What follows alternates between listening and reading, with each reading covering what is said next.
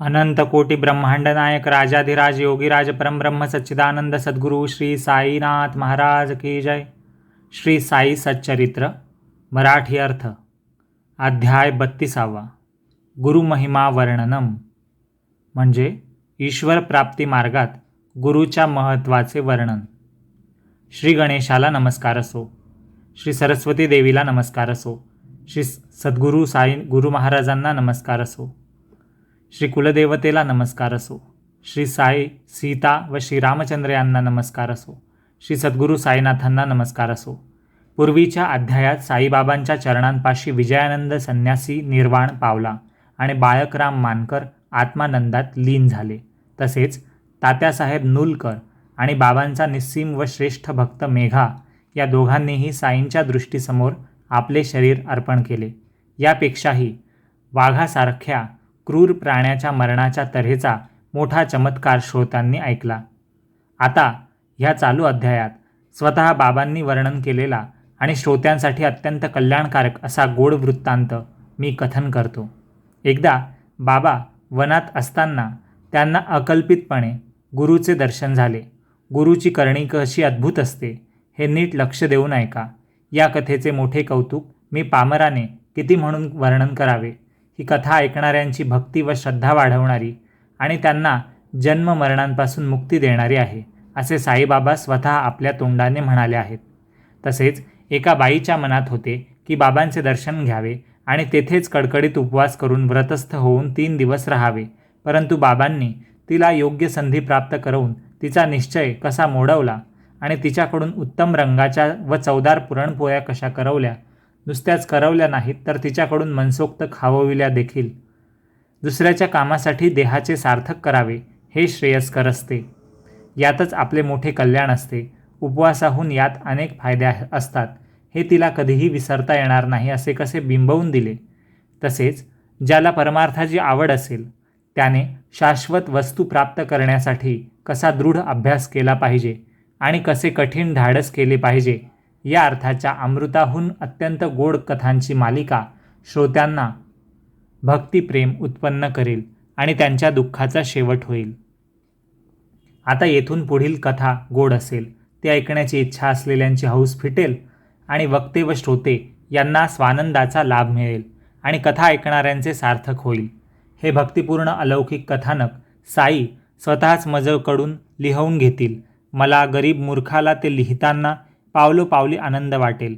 गंगा नदीच्या दर्शनाने जसे पाप किंवा चंद्राच्या दर्शनाने जसे ताप नाहीसे होते तसे साईबाबांच्या मुखाचे बोल भक्तांच्या पापांचे व दुःखांचे निवारण करतात. आता श्रोतेजन हो, आपल्याला गुरुचे दर्शन घडल्याबद्दलचे साई महाराजांच्या तोंडचे वर्णन ऐकण्यासाठी मन तयार करा. वेद आणि वेदांग यांचा अभ्यास केला. श्रुती शास्त्रांचे म्हणजे वेदांनी घालून दिलेल्या नियमांचे वारंवार वाचन केले तरी गुरुकृपेशिवाय ज्ञानाची प्राप्ती होत नसते आणि मग ते इतर सर्व प्रयत्न फुकटचे श्रम होतात.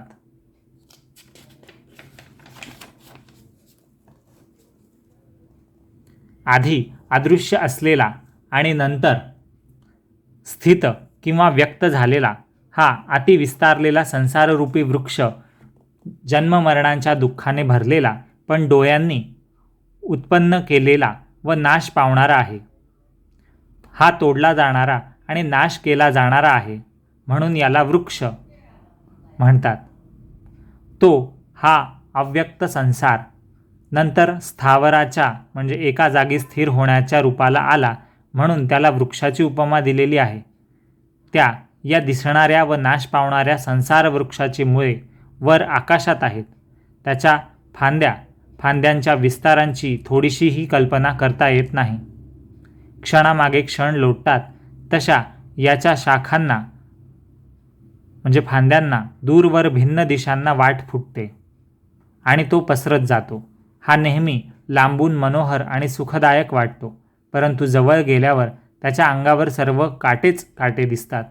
केळाच्या झाडाचा खोडासारखा निरस असलेला मृगजळ किंवा गंधर्व नगरप्रमाणे अति लालसारूपी पाण्याने जखडून ठेवले आहे असा हा वृक्ष श्रेष्ठ वृक्ष बाहेरून शोभून दिसणारा आहे. संसाररूपी वृक्ष चुकीच्या इच्छेतून झालेल्या कर्मापासून उत्पन्न झालेला अव्यक्तरूपी बीजात ज्याचा जन्म आहे तो स्वतः अस्तित्वरहित असूनही प्रत्येक क्षणी वेगवेगळ्या स्वभावाचा भासतो. मूळच्याच अनर्थ उत्पन्न करणाऱ्या याचा अविद्येच्या पोटी जन्म आहे. त्याच्या सभोवती ईषणा व तृष्णा वगैरे पाण्याचा साठा आहे. धन, धान्य, पुत्र व पत्नी यांच्या परिवाराचा त्याचा पसारा आहे आणि देहबुद्धीमुळेच त्यांना तेथे आश्रय आहे आणि तो आधार देण्यासाठीच तर तेथे राहून आहे. स्त्री किंवा पुरुष लिंगभेदाचे असंख्य प्राणी ज्याच्या फांद्या आहेत आणि कर्म, वासना इत्यादी पारंब्यांनी जो बांधलेला आहे असा हा वृक्ष सबंध फोफावला आहे.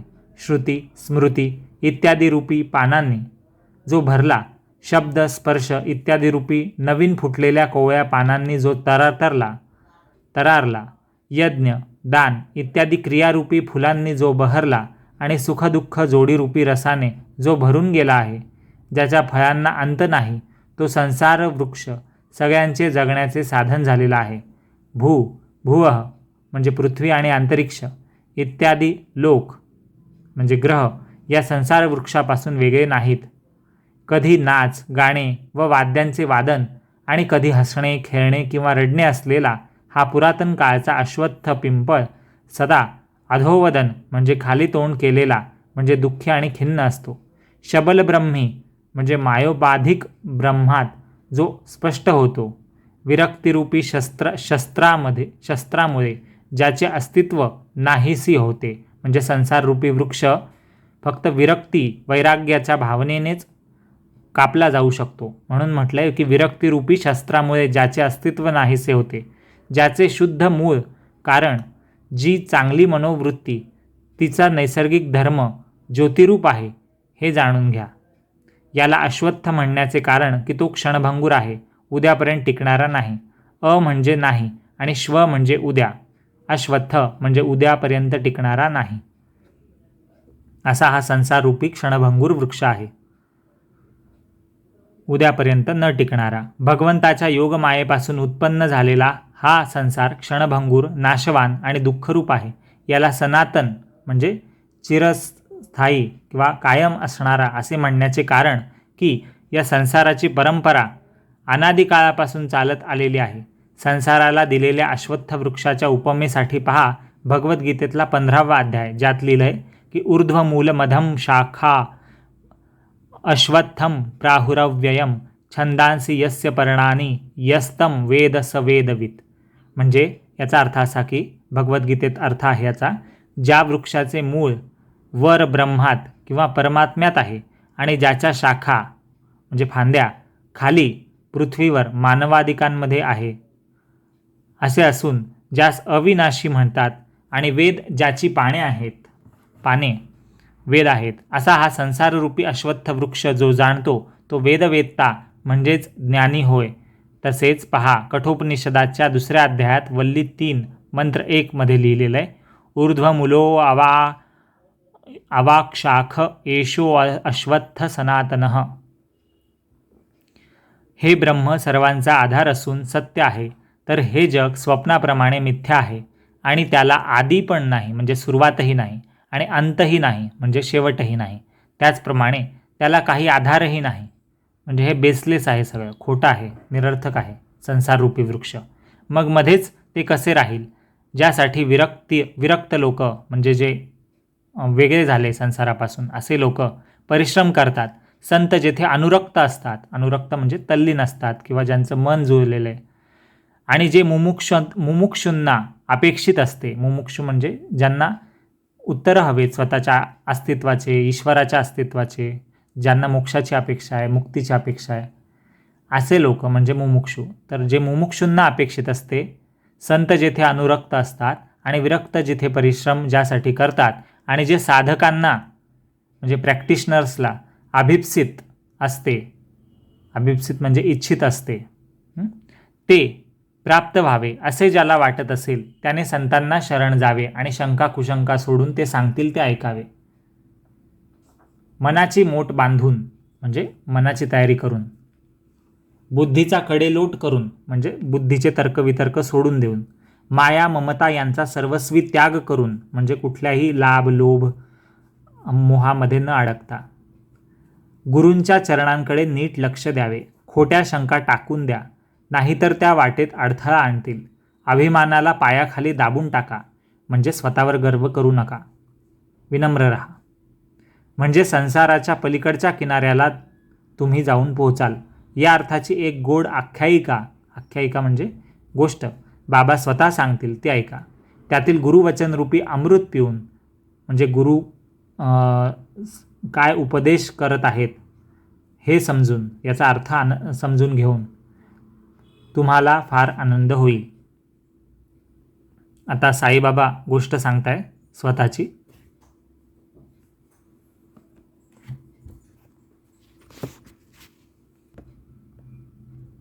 एकदा आम्ही चौघेजण पोथी पुराण व पुस्तके वाचून ज्ञान प्राप्त केल्यावर ब्रह्माची चर्चा करू लागलो. एक जण उद्धरेद आत्मना आत्मानम, म्हणजे आपणच आपला उद्धार करून घ्यावा, हे भगवद्गीतेतील 6व्या अध्यायातील 5व्या श्लोकातील हा शब्द घेऊन दुसऱ्यावर अवलंबून राहणे सर्व प्रकारे अयोग्य आहे असे विवरण करू लागला. तर त्याला दुसऱ्याने उत्तर दिले की ज्याचे मन स्वतःच्या ताब्यात आहे तोच धन्य आहे. कल्पना करणे आणि संशय घेणे सोडून आपल्याशिवाय जगात दुसरे काहीच अस्तित्वात नाही अशा भावनेने राहावे. तिसरा म्हणाला की ज्या वस्तूत बदल होतो किंवा स्थित्यंतर होते त्या अनित्य म्हणजे नाशवंत, आणि ज्या वस्तूत बदल होत नाही त्या नित्य म्हणजे नेहमी टिकून राहणाऱ्या असतात. म्हणून सदा नित्य आणि अनित्य याचा विचार केला पाहिजे. चौथ्याला नुसते पुस्तकी ज्ञान आवडत नव्हते. त्याचे म्हणणे होते की शास्त्रांनी योग्य ठरवलेले आचरण करून गुरुचरणी शरीर व वाणीसह पंचप्राण समर्पण करावे. गुरु हा प्रत्यक्ष परमात्मा असून सर्व चर म्हणजे हालचाल करणारे आणि अचर म्हणजे न हालणाऱ्या वस्तूत आत बाहेर म्हणजे सर्वव्यापी असा भरलेला आहे. असा आपला निश्चय होण्यासाठी अपार निष्ठा असावी लागते, म्हणजे श्रद्धा असायला हवी. शास्त्रांचे ज्ञान जाणणारे, केवळ तर्क करणारे म्हणजे लॉजिकच्या गोष्टी करणारे, वादविवादासाठी सदा तयार असणारे आणि फाजील शंका कुशंका काढणारे, फाजील म्हणजे निरर्थक डाऊट घेणारे, यांना संपूर्ण यथार्थ ज्ञान स्वप्नातही भेटत नसते.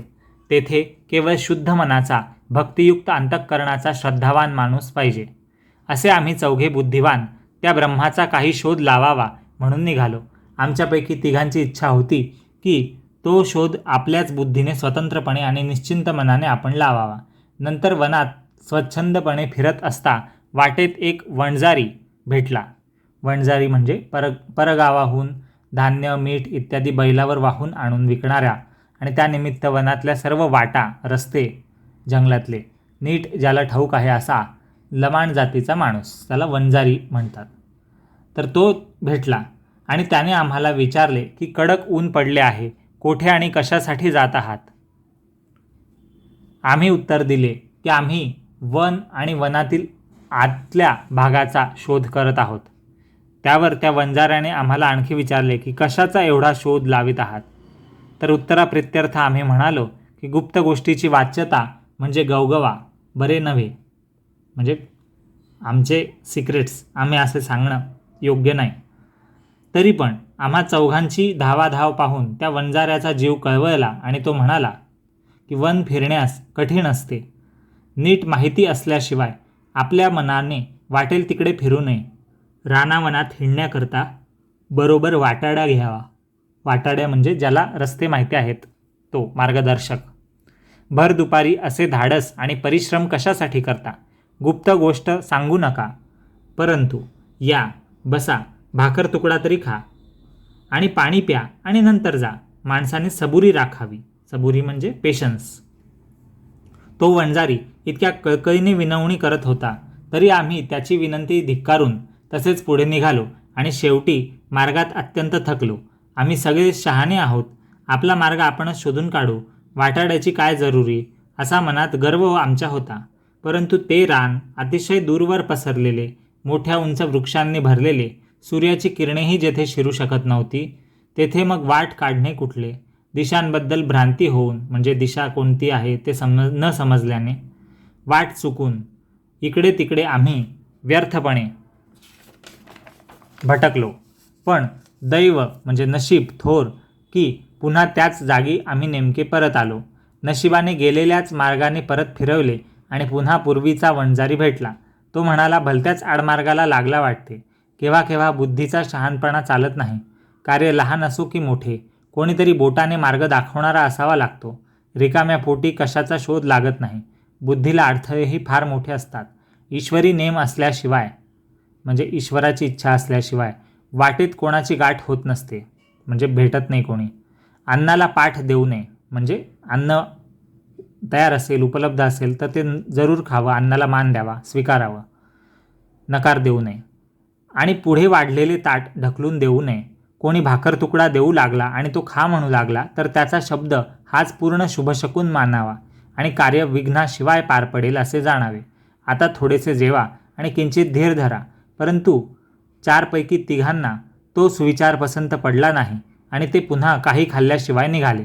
काहीतरी शोध लावल्याशिवाय अन्नाचा घास तोंडात घालायचा नाही असे म्हणून पहा ते हटवादीपणाखाली बुडाले, म्हणजे हट्ट करायला लागले. मला लागली होती भूक. साईबाबा गोष्ट सांगतायत ही, त्यात ते स्वतःही आहेत चौथे 4 जणांपैकी.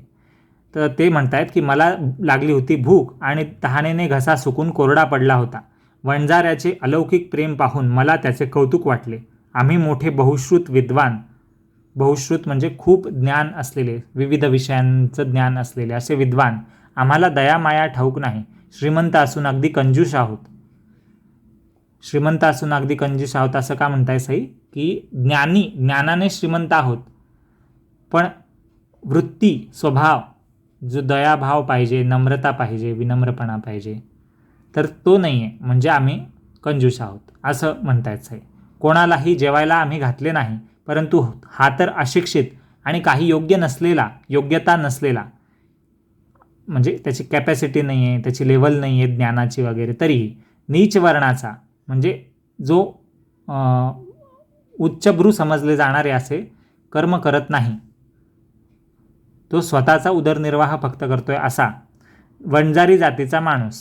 इथे कोणत्या जातीविशेषाबद्दल आपण उनदुन नाही करत आहे, हे फक्त त्याच जातीचा उल्लेख नाही, हा त्या कर्माचा उल्लेख आहे. आणि ते कर्म काही नीच नाही आहे, फक्त इथे ज्ञानाच्या तुलनेत, ज्ञानी लोकांच्या तुलनेत त्याचं कामाचं तुलना केलेली आहे, हे दाखवण्यासाठी की इथे बाह्य फरक काही महत्त्वाचा नसतो म्हणून. बाकी इथे जातीपातीचा काही यासाठी उल्लेख नाही आहे करण्यात आलेला की कोणाला कमी दाखवावी.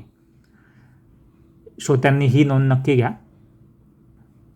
तर हा जो अशिक्षित, योग्यता नसलेला, उत्तम वर्ण नसलेला आणि वंजारी जातीचा माणूस याचा अर्थ जो जंगलात वाटाड्या आहे, जंगलातून येणं जाणं करतो, त्याचा उदरनिर्वाह जंगलातून होतोय कामानिमित्त वगैरे, असा वनजारी म्हणजे वनातून जाणारा असा त्याचा अर्थ आहे. तर हा जो माणूस आहे तरी याच्या हृदयात किती स्वाभाविक प्रेम आहे असं साई म्हणतायत. भाजी भाकर खा म्हणतो अपेक्षेशिवाय असे जो प्रेम करतो, म्हणजे त्याला काही अपेक्षा नाही आहे. एक वेळ ज्ञानी माणसांना किंवा धनी लोभी माणसांना अपेक्षा असणार कशाची तरी, मानपानाची तरी असेल, पैशाची नसली तरी. कोणीतरी आपली सेवा करावी, कोणीतरी आपली स्तुती करावी, आपल्या ज्ञानाची स्तुती करावी, अशी अपेक्षा असू शकते. पण याला तीही नाही आहे. हा इतका ग्राउंड टू अर्थ असा आहे. अपेक्षेशिवाय असे जो प्रेम करतो त्याला काही मोबदला नको आहे, तो व्यवहार नाही करत आहे प्रेमाचा, दयेचा. तर असा जो प्रेम करतो तोच खरा ज्ञानी आहे. आणि त्याचा आदर करणे हाच मला विद्या जाणून घेण्याचा उपाय वाटला. म्हणून वंजाऱ्याने दिलेली एक चतकोर भाकर आदरपूर्वक खाऊन त्यावर मी पाणी प्यालो. तो काय आश्चर्य घडले पहा. कल्पना नसता तेथे गुरु महाराज आले आणि म्हणाले की वादावादी कसली करीत आहात. त्यांना आम्ही सगळा जसा घडला तसा वृत्तांत सांगितला. म्हणजे आता साईंचे तिथे गुरु आले, त्या 4 जणांचे गुरु होते, त्यात साईंचे पण एक गुरु होते. ते विचारताय की इथे वाद कशाचे चालू होते. तेव्हा हे सगळं साईंनी आणि बाकीच्यांनी सांगितलं वंजाऱ्याची गोष्ट. तेव्हा ते गुरु म्हणाले, माझ्याबरोबर येता का? तुम्हाला लगेच शोध लावून देतो, परंतु माझ्या सांगण्याप्रमाणे जो वागेल त्याचाच हेतू पुरा होईल. इतर तिघांनी ते मानले नाही, परंतु मी ते आदरपूर्वक कबूल केले आणि इतर सर्व निघून गेले आपापल्या रस्त्याने तिघजणं. आणि गुरु महाराज मला बरोबर घेऊन एका विहिरीवर गेले. माझ्या दोन्ही पायांना त्यांनी दोर बांधला आणि पाय वर करून आणि डोके खाली करून मला पाण्याच्या समपातळीवर सोडले, म्हणजे पॅरलल लेवलवर, पाण्यावर. विहिरीच्या काठी एक झाड होते, त्याला दोरीचे दुसरे टोक बांधून गुरु महाराज निर्धास्तपणे सरळ लोंबट सोडलं यांना, साईंना, गुरूंनी त्यांच्या. विहिरीच्या काठी एक झाड होतं, त्याला दोरीचे दुसरे टोक बांधून गुरु महाराज निर्धास्तपणे कोठे गेले कोणास ठाऊक. 10-12 घटका गेल्या, म्हणजे जवळपास 4-4.5-5 तास गेले आणि ते परत आले गुरु. आणि मला म्हणजे साईंना झपझप घाईने बाहेर काढून विचारले, लगेच तातडीने बाहेर काढून 4-5 तासांनी आल्यावर विचारले की तू बरा आहेस का. त्यावर मी उत्तर दिले, साई महाराज सांगताय त्यांनी काय उत्तर दिलं त्यांच्या गुरूंना, की अगदी आनंदात होतो, मी अगदी आनंदात होतो. जे अपार सुख मी आता भोगले त्याचे मी दीन म्हणजे माझ्यासारखा गरीब मी किती वर्णन करू. म्हणजे मला खूप आनंद झालेला आहे. आता ज्या उलट्या स्थितीत तुम्ही मला टांगून गेले आहात 4-4.5 तास, त्याच्यातला माझा अनुभव त्या ज्ञानाचा, समाधीचा, तो मला खूप आनंददायी होता, असं सांगतायत साई. हे माझे सांगणे ऐकून गुरु महाराज सुखावले आणि माझ्या अंगावरून आपला हात फिरवून त्यांनी मला आपल्याजवळ ठेवून घेतले. आता इथे एक टीप दिलेली आहे या गोष्टीच्या संदर्भात, ती ऐका. वरील गोष्टीचा अर्थ शब्दशः न घेता लाक्षणिक घेतला पाहिजे, म्हणजे लक्षण सिम्बॉलिक समजलं पाहिजे गोष्टीला. बाबांच्या गुरूंनी त्यांना समाधी अवस्थेत नेले होते. समाधी लागण्यासाठी बाह्य विषयांकडे धावणारी इंद्रिये आत आणि वरच्या दिशेने ओढून घ्यावी लागतात आणि तेच बाबांच्या गुरूंनी त्यांना उलटे टांगून साधून दिले होते.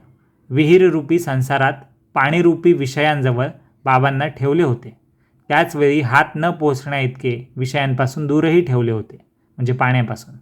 उलटे टांगल्यामुळे सर्व इंद्रिये आत आणि वर सहस्त्राधार चक्राकडे, कुंडलिनीतलं 7वं वरचं चक्र जे डोक्याकडे असतं, तिकडे ओढून जाऊन सर्व इंद्रियांचं लक्ष बाबांना समाधी लागली होती. आणि म्हणूनच त्या 4-4.5 तासात बाबा अत्यंत आनंद निर्भर अवस्थेत होते. हा तो लाक्षणिक म्हणजे सिम्बॉलिक अर्थ आहे या गोष्टीचा, ही नोंद घ्यावी. गोष्ट पुढे चालू करू. मग गुरु महाराजांनी, साईबाबा म्हणताय की मग त्यांच्या गुरु महाराजांनी मला आपल्या शाळेत नेले, म्हणजे त्यांच्या पाठशाळेत किंवा जिथे शिकवलं जाते त्या मठामध्ये. सांगताना देखील उकळी फुटते, म्हणजे खूप आनंद होतोय. पक्षातील मादी जशी आपल्या पिलांना पंखांनी मिठी मारते तसे गुरु महाराज माझ्यावर माया करत होते. काय गोड गुरुची शाळा. माझ्या आईबाबांचे प्रेम सुटले, मोह ममतेची बेडी तुटली आणि सहज बंधमुक्तता लाभली.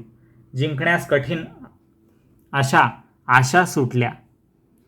परमार्थाकडे वळणाऱ्या प्रवृत्तीला प्रतिबंध करणारी जी बेडी होती, अडवणारी बेडी, बंधनं, ती तुटली आणि मनाला वाटत होते की गुरुच्या गळ्यात गळा घालून त्याच्या डोळ्यातच बसवावे, त्या गुरुला डोळ्यातच बसवावे, म्हणजे त्याच्याकडेच लक्ष केंद्रित करावे.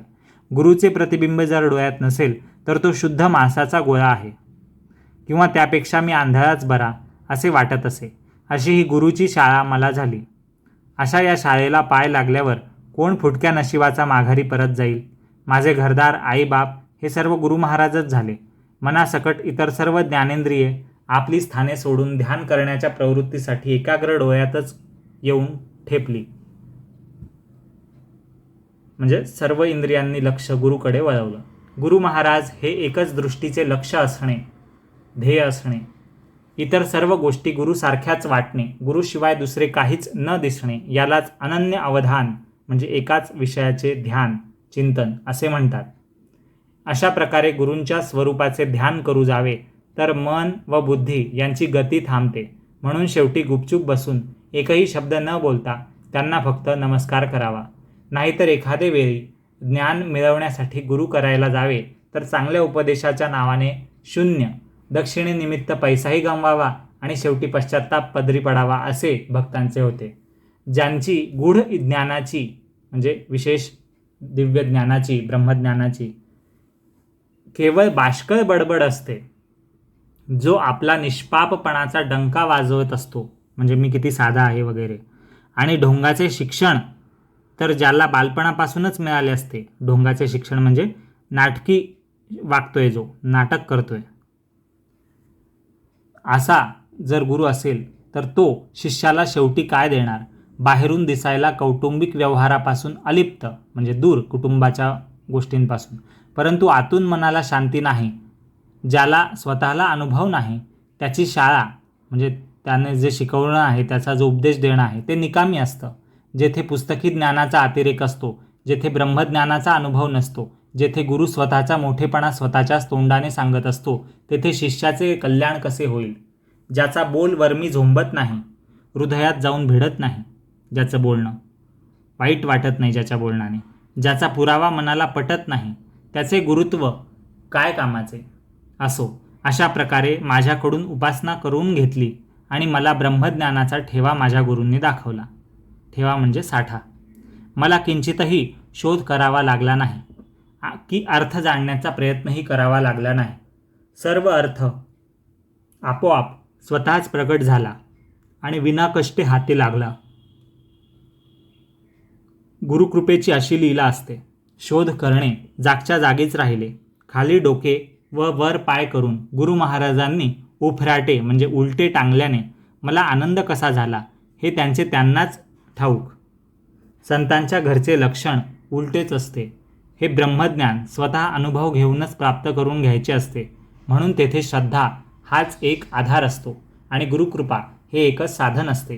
कर्मठ म्हणजे धर्माचार व विधी पाळण्यात निपुण आणि तत्पर माणसाला विधिनिषेधांची मिजास असते. म्हणजे जो धर्माच्या विधींनुसार नियमांनुसार वागतो त्याला थोडासा गर्व आलेला असतो, अहंकार असतो आणि काय करायचं काय नाही याचं ज्ञान त्याच्याकडे असल्यामुळे.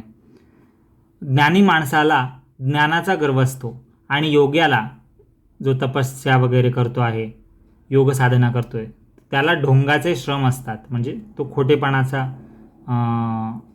आव आणतो. खरे म्हणजे श्रद्धेशिवाय येथे चालत नसते. पंडितांचे डोळे गर्वाने आंधळे झालेले असतात. ते अभिमानाचे, अहंकाराचे प्रत्यक्ष पुतळे असतात. ज्ञानी लोक त्यांना पाहून पळतात, त्यांच्या सहवासात ते राहत नाहीत. म्हणून ज्ञानी काय म्हणतो की माझ्याशिवाय आणखी दुसरा देव कोणता? मी स्वतः ज्ञानाने परिपूर्ण आहे आणि चैतन्याने परिपूर्णही मीच आहे. असं भक्त स्वतःच्या भक्तिभावामुळे आपल्या शहाणपणाची बढाई मारत नसतो. तो आपले शरीर, मन आणि धन म्हणजे पैसा स्वामीसाठी म्हणजे गुरुसाठी किंवा ईश्वरासाठी लावतो, जो भक्त असतो, आणि आपले सर्वस्व स्वामींच्या स्वाधीन करतो. ही एक माझी कर्तबगारी, ही माझ्या सामर्थ्याची थोरवी आणि हा माझ्या उत्तम बुद्धिवैभवाचा प्रभाव, असा ताठा म्हणजे असा अहंकार भक्ताला नसतो. जे जे घडते ते देव घडवतो, तोच उतरवतो आणि तोच चढवतो, तोच लढतो आणि लढवतो, करता आणि करवणारा तोच एक आहे. भक्त स्वामींच्या माथी म्हणजे गुरुच्या अंगावर कर्तृत्व ठेवून स्वतः अतिनम्रता स्वीकारतो. तो सदा म्हणजे तो भक्त सदा देवाच्या स्वाधीन असतो, त्याला स्वतंत्रता नसते. असो, हे जे चौघे विद्वान शोक कशाचा करत होते त्याबद्दल सांगणे आतापर्यंत तसेच राहिले. त्याबद्दल स्पष्टीकरण आता श्रोत्यांनी ऐकावे. विद्वत्तेची घमेंड म्हणजे अहंकार डोक्यात असलेले, कर्मठ म्हणजे धर्माच्या नियमांमध्येच राहणारे आणि वेदपारंगत म्हणजे ज्ञानी, हे सर्व पुस्तकी ज्ञानाची बडबड करत असताना देवाची गोष्ट निघाली. आपल्या ज्ञानाच्या योगाने देव कसा, कुठल्या तऱ्हेने आणि कोणत्या मार्गाने, कोणत्या युक्तीने आपल्याला लवकर भेटेल हा त्यांचा उद्देश होता त्या 3 जणांचा. त्या प्रबुद्धांमध्ये श्री साई स्वतः एक होते, जे वैराग्याची आणि विवेकाची मूर्ती होते आणि साक्षात परब्रह्म स्वरूप होते. मग त्यांनी हा विचार का बरं स्वीकारला गुरुचा ऐकण्याचा, अशी श्रोते शंका घेतील. तर हा केवळ लोकसंग्रह होता, म्हणजे भक्तांना, इतर जगाला आदर्श वागणं भक्त म्हणून किंवा शिष्य म्हणून, आणि गुरुप्रती कसं आपलं कर्तव्य आहे हे दाखवण्यासाठी ते वागणं होतं साईंचं. भक्तांचा उद्धार करणाऱ्या साई समर्थांना तो कमीपणा कसा आणेल? स्वतः आपण अवतार पुरुष असून एका वंजाऱ्याला पूज्य मानून निश्चयपूर्वक अन्न ब्रह्माचा स्वीकार करून, म्हणजे त्याच्याकडचं अन्न खाऊन त्याचा महिमा साईंनी गायला.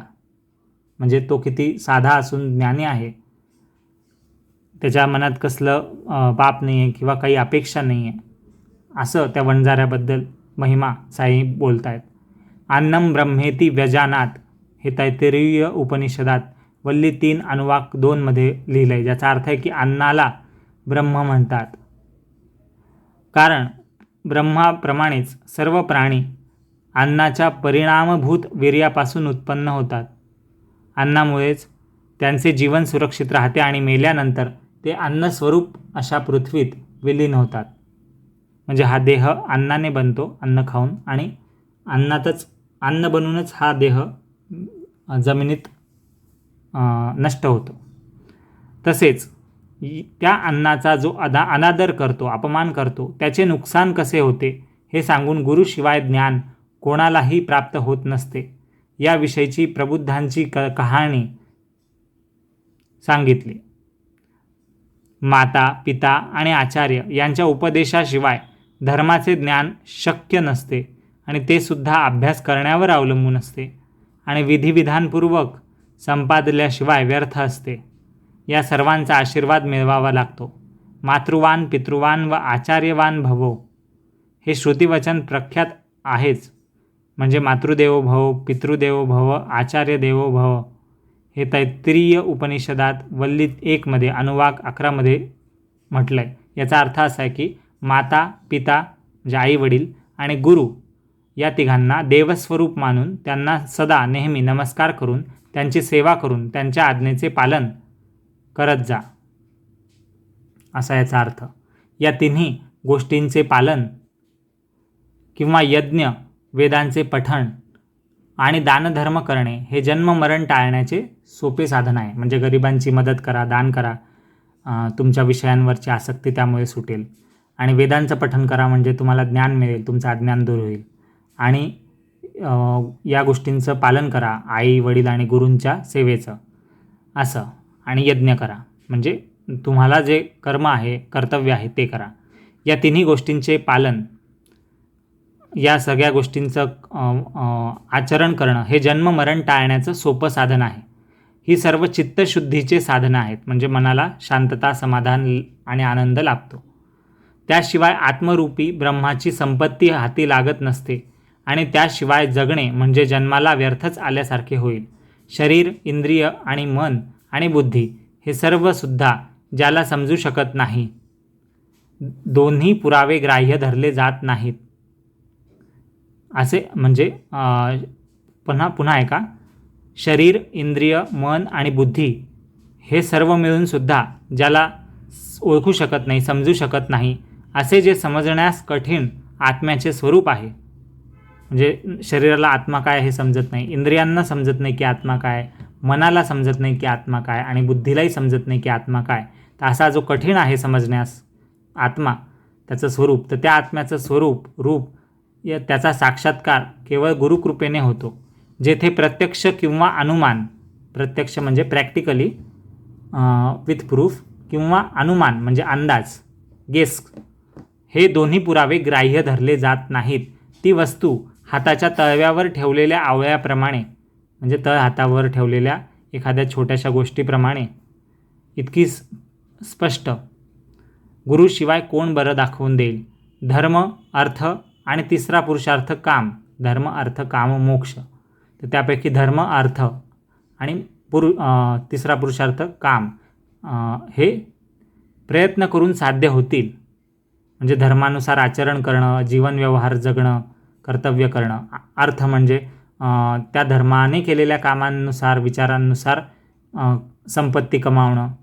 आणि काम म्हणजे धर्म आणि अर्थ चांगल्या मार्गाने कमावलेल्यानंतर, चांगल्या गुणांचा आचरणांनी जगल्यानंतर ज्या कामना आहेत, इच्छा आहेत त्या पूर्ण करणं. तर हे धर्म, अर्थ, काम हे 3 पुरुषार्थ तर प्रयत्न करून कोणीही साध्य करून घेता येईल कोणालाही. परंतु चौथा शेवटचा जो पुरुषार्थ आहे, श्रेष्ठ पुरुषार्थ, ज्याला परमार्थ किंवा मोक्ष आहे म्हणतात, तो गुरुशिवाय प्राप्त करण्याचे प्रयत्न करणे म्हणजे सर्व प्रकारे फुकटचे कष्ट घेणे आहे.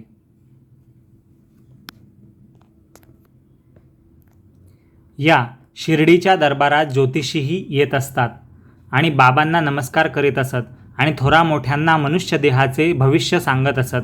धनधान्य व वैभव भोगणारे राजे रजवाडे, तसेच जोगी म्हणजे योगी किंवा वैरागी, तडी तापडी म्हणजे भिक्षा मागून पोट भरणारे गोसावी, रागी विरागी म्हणजे विरक्त आणि वैराग्यशील लोक, असे सगळे दर्शनासाठी उत्सुक असत.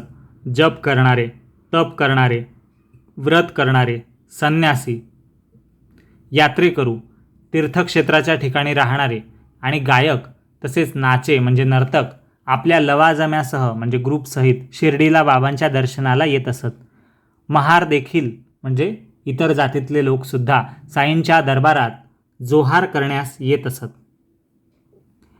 आणि म्हणत की हाच एक खरा मायबाप की जो जन्माचा येरझारा फेरा चुकवतो, ज्याच्या गळ्यात आत्मलिंग बांधलेले असते, कपाळाला भस्म फासलेले असते, ज्याचा न शिजलेल्या धान्याच्या भिक्षेवर डोळा असतो, म्हणजे हा स्वतःच शिजवतो कोरडी भिक्षा मागून. अशा जंगमाचा सोहळा पाहावा, अशा महान व्यक्तीचा सोहळा पाहावा म्हणजे त्याचं दर्शन घ्यावं असं लोक म्हणतात. मनात कपट ठेवून वर गोड बोलणारे लबाड गारोडी येतात, गोंधळी प्रेमाने गोंधळ घालतात म्हणजे गोंधळ हा एक नृत्य प्रकार आहे देवीच्या किंवा ईश्वराच्या नावाने, आणि बाबांजवळ अतिप्रेमाने भवानी देवीच्या नावाने जोगवा मागतात. आंधळे, लंगडे, कानफाटे म्हणजे गोसाव्यांचा हा एक पंथ आहे, समाज आहे, तर असे कानफाटे गोसावी, जोगी, नानक म्हणजे गुरु नानकांचा जो शीख धर्माचा संप्रदाय आहे, त्यांचे संस्थापक श्री गुरु नानक देवजी आहेत, तर त्यांचे जे अनुयायी आहेत म्हणजे शीख लोक. तसेच भाट म्हणजे स्तुती करणारे गाण्याच्या माध्यमातून, ते स्तुती पाठक म्हणतात त्यांना भाट. आणि दिवटे म्हणजे मशालची, ज्यांच्या हातात मशाल असते आणि जे मशालीवर नृत्य करतात देवाच्या नावाने, तर असे दिवटे साईबाबांच्या भक्तीमुळे मोठ्या प्रेमाने धावून येत असत. डुगडुगे, सरोदे म्हणजे डफ वाजवून भविष्य सांगणारे इतर जातीतले लोक, आणि पांगळे येत असत म्हणजे अपंग, आणि कोल्हाटिणी म्हणजे कसरतीचे खेळ करणाऱ्या डोंबारणी येत असत, ज्या दोरीवर चालण्याच्या कसरती वगैरे करतात वगैरे खेळ करतात असे. तेथेच हा प्रेमळ वणजारी संधी साधून येऊन पोहोचला. धन्य धन्य साईंचे स्वरूप, ते वैराग्याची ओतीव म्हणजे साच्यात घालून तयार केलेलीच मूर्तीच आहे जणू. साईंनाच इथे वणजारी म्हणलंय कारण ते मार्गदर्शक आहे म्हणजे वाटाडे आहेत. ते निर्विषय म्हणजे कोणत्याही विषयांच्या पलीकडचे, निस्संग म्हणजे कोणाही सोबत नसलेले, आणि निस्वार्थी म्हणजे त्यांचा काही स्वार्थ नाही असे असून भक्तांवर प्रेम करणाऱ्यांमध्ये त्यांना उपमास नाही म्हणजे त्यांची तुलना कोणासोबतच करता येणार नाही. असो, आता पूर्वीच्या संगतीप्रमाणे मुख्य कथेचा धागा धरून आख्यानाला म्हणजे गोष्टीला सुरुवात करूया. श्रोत्यांनी लक्ष द्यावे. साईबाबा स्वतः उपाशी राहत नसत आणि कोणासही राहू देत नसत. उपास करणाऱ्याचे चित्त स्वस्थ नसते, मग त्याचा परमार्थ कसा साधला जाईल? रिकाम्या पोटी देव लाभत नसतो. आपल्या आत्म्याला आधी संतुष्ट करा. या शिकवणीची आणखी एक गोष्ट श्रोत्यांसाठी मी वर्णन करून सांगतो. भुकेने ऐन दुपारच्या वेळी जेव्हा खालची माती वर होते म्हणजे भूक लागते, तेव्हा चित्तवृत्तीला अन्नब्रह्माचे विशिष्ट स्थान स्पष्ट होते म्हणजे अन्न खाण्याची इच्छा मनात उत्पन्न होते. अशा कठीण प्रसंगी तोंडात अन्नाचा घास गेला नाही तर हीन दीन म्हणजे असहाय्य झालेल्या इंद्रियांचा समूह म्हणजे आपले ज्ञानेंद्रिय, कर्मेंद्रिय हे सगळे यांचा आपल्या कामाची कुशलता ते सर्व प्रकारे अगदी विसरून जातात इंद्रिय. आणि पोटात अन्नाचा ओलावा नसला तर देव कोणत्या डोळ्यांनी पाहावा, कोणत्या तोंडाने स्तुती करावी आणि कोणत्या कानांनी तरी ऐकावी? तात्पर्य हे की इंद्रियांची संपूर्ण शक्ती असली तरच देवाची भक्ती घडू शकते. अन्नाशिवाय ते अशक्त झाले म्हणजे त्यांची परमार्थाची चाल पुढे जात नाही. देवाची भक्ती उपाशीपोटी घडत नाही बुवा. तसेच अतिभोजनही हेही हितकारक नसते. मित भोजन म्हणजे हलके आणि थोडे खाणे, ताजे आणि सुपाच्य खाणे हेच खरे सुखकारक असते. उपासाचा अतिरेक तर सदा भयंकर आणि दुःखाला कारण होतो. पहा, याबद्दल भगवद्गीतेतल्या 6व्या अध्यायात श्रीकृष्णाने म्हटलेलं आहे, नात्यश्रतस्तु योगो अस्ति न चैकांत मन श्रतः. म्हणजे अतिशय खाणाऱ्याला तसेच काहीही न खाणाऱ्याला हा योग साधत नाही. ज्याचा आहार विहार बेताचा म्हणजे मोजून मापून असेल त्यालाच हा योग दुःखांचे हरण करणारा म्हणजे सुखदायक असतो. असो, एकदा एक बाई दादा केळकरांकडे पत्र घेऊन मोठ्या उल्हसित मनाने साईबाबांच्या दर्शनाला शिर्डीत आली. तिने मनात निश्चय केला होता की महाराजांपाशी 3 दिवस उपवास करून बसावे, परंतु तो निश्चय तिच्यापाशी तसाच राहिला, म्हणजे तो पूर्ण झालाच नाही. बाबांच्या नित्य पद्धतीप्रमाणे परमार्थाचा विचार करणाऱ्याने आधी कमरेला भाकर बांधली पाहिजे. परंतु या बाईचा बेत म्हणजे प्लॅन उलटाच होता. ज्याच्या मनात देव भेटावा असे वाटत असेल त्याने आधी भाकर तुकडा खावा, म्हणजे जेवण करावं व्यवस्थित. जीवाला समाधान असल्याशिवाय देवाला कसे हुडकावे? भुकेल्या पोटी देव सापडेल असे कल्पांतीही घडणार नाही. म्हणजे युग संपलेत तरी पण असं कधी होणार नाही. उपास तापास याचे विचार साईंपुढे चालत नसत. अंतर्ज्ञानी महाराजांना या बाई येणार ते आदल्या दिवशीच ठाऊक होते आणि त्याप्रमाणे साईबाबा दादा केळकरांना बोलले पण होते की आता या शिमग्याच्या सणाला माझी पोरे उपाशी राहतील का? म्हणजे ते उपवास करतील का? मी त्यांना तसे उपाशी कसे राहू देईन? मग मी येथे कशासाठी बसलो आहे? असं साईबाबांच्या तोंडून हे उद्गार बाहेर पडले नाहीत. तोच दुसऱ्या दिवशी ही बाई शिर्डीला येऊन पोहोचली जिला उपवास करायचे आहेत. बाईचे आडनाव गोखले होते. वर म्हटल्याप्रमाणे तिने मनात पक्का बेत केला होता, म्हणजे तिचा फायनल डिसिजन होता. दादांच्या येथे सामान ठेवले आणि त्यांना पत्र दिले. त्या बाईने काशीबाई कानेटकरांनी नात्याच्या संबंधामुळे दादांना पत्र लिहिले होते आणि या बाईची साईबाबांच्या दर्शनाची सोय करण्याची विनंती केली होती. शिर्डीत येऊन पोहोचल्याबरोबर गोखलेबाई लगेच बाबांच्या दर्शनाला गेल्या. दर्शन घेऊन क्षणभर बसल्या. तोच बाबांनी त्यांना उपदेश करण्यास सुरुवात केली. आता साईबाबा त्या बाईला म्हणतायत, कोणाच्या मनात काय आहे हे सगळे साईच जाणत असतात. भूमंडळात असे काही नाही की जे त्यांना ठाऊक नसे. आता साईबाबा तिला म्हणताय त्या बाईला की अन्न आणि अन्न खाणारा हे दोन्ही विष्णू भगवानाची रूपं आहेत. मग उपास तापास निर्लेप म्हणजे शिजवल्यावर आणि भाजल्यावर जो खरकटा होत नाही असा पदार्थ फक्त उपवास म्हणून खाणारे. निराहार म्हणजे मुळीच काहीही न खाणारे. निराप म्हणजे पाणीसुद्धा न पिणारे. या सगळ्यांचा निरर्थक व्याप टेन्शन आपल्याला कशाला हवं? उपास तापासाची आपल्याला काय आवश्यकता बरं? बाबा आपणहून आणखी तिला पुढे म्हणाले की जा त्या दादा भटाच्या घरी जा आणि पुरणाच्या पोळ्या खुशाल बनव. स्वतः पुरणाच्या पोळ्या लाट. त्याच्या पोराबाळांना त्या खाऊ घाल आणि तू स्वतःसुद्धा पोटभर खा, असं साईबाबा म्हणाले. आश्चर्य म्हणजे तो शिमग्याचा सण होता. बाई येण्याचा विलक्षण योग होता आणि त्याच वेळी दादांचे कुटुंब म्हणजे दादांच्या पत्नी दूर अस्पृश्य म्हणजे रजस्वला बसलेल्या होत्या. त्यामुळे त्यांना स्वयंपाक बनवणं चालणार नव्हतं. गोखलेबाईंची उपवास करण्याची उत्कट इच्छा नाहीशी झाली. म्हणजे उपवास करायची इच्छा होती ती संपली साईबाबांच्या बोलण्यामुळे आणि स्वयंपाकाची पाळी त्यांच्यावर आली. आणि मग त्या गोखलेबाईने मोठ्या प्रेमाने बाबांची आज्ञा पाळली. बाबांच्या चरणांना नमस्कार करून दादांच्या घरी जाऊन पुरणपोळीचे जेवण स्वयंपाक बनवून सर्वांना वाढून स्वतःही जेवली. किती सुंदर ही आख्यायिका, काय त्यातील गर्भितार्थाचा सारांश. अशा प्रकारे गुरुवचनी दृढ विश्वास ठेवला असता की मग आपल्याला आपल्या उद्धाराला उशीर कसला. अशीच एक आणखी कथा साई समर्थांना आठवली होती जी त्यांनी सगळ्या भक्तांना प्रेमाने सांगितली होती. ती साईंनीच सांगितलेली कथा श्रोत्यांनी आता ती आदरपूर्वक ऐकावी. ज्याच्या मनात परमार्थाची उत्कट इच्छा असेल त्याने कष्ट केले पाहिजेत, खूप अभ्यास केला पाहिजे आणि थोडे बहुत धाडस हिंमत ठेवली पाहिजे. असे हे उत्तम कथारूपी चरणतीर्थाच्या अमृताचे आपल्या कल्याणासाठी भक्तांनी नेहमी सेवन करावे. संतांच्या चरणी विनम्र झाले म्हणजे आपले अंतःकरण शुद्ध होते. एकदा मी लहान असताना पोटाभोवती, आता साईबाबा सांगताय गोष्ट, की एकदा मी लहान असताना पोटाभोवती फडके गुंडाळून उपजीविकेसाठी कामधंदा मिळावा असे मनात आणून निघालो. चालता चालता बीड गावात आलो आणि विश्रांतीसाठी थांबलो. तेथे माझ्या फकीराचा निराळाच बेत होता, ज्याने माझ्या जीवाला आनंद झाला. बीडमध्ये तेथे मला जरीचे म्हणजे सोन्या चांदीच्या तारेने कशिदा काढण्याचे काम मिळाले, जरतारी काम.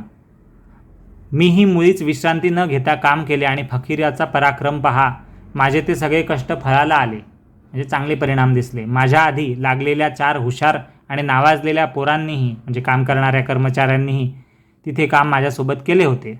माझ्या कामाबरोबर त्यांचे पण काम मोजले गेले. एका तिथे काम करणाऱ्याचे 50 रुपये झाले काम, दुसऱ्याचे काम 100 रुपयांचे झाले, तिसऱ्याचे 150चे भरले, पण माझे सर्वांपेक्षा दुप्पट निघाले. म्हणजे एवढं काम मी केलं, असं साई स्वतः सांगताय. अशी माझी हुशारी पाहून माझ्या मालकाच्या मनाला फार आनंद झाला आणि त्याने इतर मुलांपेक्षा माझ्यावर भारी प्रेम दाखवून माझे कौतुक केले. मला डोक्यावर पागोटे आणि अंगावर शेला असा गौरवानिमित्त पोशाख दिला, परंतु मी तो जशाचा तसा बांधून ठेवला. कोणी दिलेले कोणाला किती दिवस पुरणार? कितीही दिले तरी ते अपुरेच पडते. कोणी कितीही दिले तरी ते आपल्याला अपुरेच असते. माझे सरकार म्हणजे माझा परमेश्वर किंवा माझा गुरु देऊ लागले, म्हणजे मला माझे गुरु प्रसन्न झाले, परमेश्वर माझ्यावर प्रसन्न झाला, तर ते प्रलय काळाच्या शेवटीसुद्धा संपत नाही, कधीही संपत नाही. माझ्या सरकारच्या देण्याबरोबर म्हणजे माझ्या गुरूंचं जी कृपा आहे त्याच्याबरोबर इतरांचे देणे काय बरोबरी करेल का? अमर्यादाला मर्यादेचे भूषण कसे असेल? माझे सरकार घेऊन जा म्हणते, तर तो मलाच द्या असे मागत राहतो. इथे याचा अर्थ असा सांगितला आहे साईबाबांच्या या बोलण्याचा, की माझे सरकार ब्रह्मज्ञान घेऊन जा असं म्हणतंय, तर लोक म्हणतात की माझ्याकडून ऐहिक सुखाची म्हणजे धनसंपत्ती, पुत्रपौत्र, मान सन्मान यांचीच लोक मागणी करतात. ब्रह्मज्ञान प्राप्त झाल्यावर शाश्वत सुख मिळते हे त्यांना कळत नाही लोकांना, आणि कळलं तरी त्यासाठी स्वतः कष्ट करायची त्यांची तयारी नसते. साईबाबा पुढे म्हणतायत की कोणी माझ्या बोलण्याकडे लक्ष देत नाही, कोणी एकही माझे नीट ऐकत नाही. माझ्या सरकारचा खजिना उतू चालला आहे. एकही कोणी गाड्या आणत नाही. खणा म्हणतो तर कोणी खणत नाही. प्रयत्नच कोणाला करवत नाही. मी म्हणतो म्हणजे साईबाबा म्हणताय पुढे की तो पैसा खणावा म्हणजे ब्रह्मज्ञान मिळवावं आणि गाड्याच्या गाड्या भरून लुटून न्यावा. आईचा खरा लेक असेल त्यानेच भांडार भरून घ्यावा. लक्षात ठेवा, मातीची होऊन जाईल माती, म्हणजे आपले शरीर मरणानंतर मातीत मिसळून जाईल किंवा त्याची राख होऊन जाईल. वारा जाईल वाऱ्याबरोबर, म्हणजे प्राणवायू उडून जाईल वाऱ्यामध्ये, आणि तशी संधी पुन्हा येणार नाही. असं सगळं साई बोलले या कथेनिमित्ताने. असो, माझ्या फकीराची कळा म्हणजे कौशल्य म्हणजे लीला, माझ्या भगवंताची लीला आणि माझ्या सरकारचा ताळमेळ फारच वेगळाच आहे. मी देखील कधी कुठे जातो आणि कोणत्याही ठिकाणी जाऊन बसतो, परंतु हा जीव मायेमध्ये म्हणजे आपल्या माणसांच्या प्रेमातच घोटाळतो आणि अनिवार्य गोते खातो, म्हणजे दुर्धर अशा मोठ्या संकटात सापडतो. माया फार कठीण असते. तिने मला हीनदीन केले आहे. माझ्या माणसांची मी रात्रंदिवस एकसारखी आठवण करत असतो. हेमाडपंत साईबाबांना शरण आलेले आहेत. या कथेचे निरूपण अपूर्व आहे. साई स्वतःच जे करवून घेतात त्यात माझ्या मीपणाला कुठली जागा आहे? साईच या कथेचा सांगणारा आहे. साईच या कथा वाचणारा आहे. साईच या कथा ऐकणारा आहे. साईच या कथा लिहिणारा आहे आणि लिहवणारा आणि अर्थ समजावून सांगणाराही साईच आहे. तोच आहे. साई स्वतःच या कथेची भूमिका करतो आणि स्वतःच या कथेची गोडी आहे. तोच साई श्रोता होतो आणि वक्ताही होतो आणि स्वानंद भोगणाराही तोच होतो. मग अशी ऐकण्याची गोडी परमार्थ जोडण्यास कमी पडेल काय? जे भक्त सर्व प्रकारचे हे सुख भोगतात ते भाग्यवान आहेत. आता पुढील अध्यायाचे सार साईंच्या उदीचा अपार महिमा हे आहे. संत सज्जन श्रोत्यांनो, मी पदर पसरून विनंती करतो की आपण आदरपूर्वक तो पुढील अध्यायही ऐकावा. हेमाडपंत लेखक अतिनम्रपणे म्हणत आहेत की साई समर्थांना माझी दया आली आणि त्यांनीच आपले अपूर्व रसपूर्ण म्हणजे अर्थपूर्ण कथांनी नटलेले सच्चरित्र माझ्याकडून वदवले म्हणजे लिहून घेतले. सर्वांचे कल्याण असो. अशा प्रकारे संत व सज्जन यांनी प्रेरणा केलेल्या भक्त हेमाडपंत यांनी रचलेल्या श्री साई समर्थ यांच्या सत्यचरित्राचा गुरुमहिमा वर्णनम नावाचा 32वा अध्याय समाप्त झाला, संपूर्ण झाला. श्री सद्गुरू साईनाथांना अर्पण असो. सर्वत्र मंगल असो. शुभम भवतु. ओम साईराम.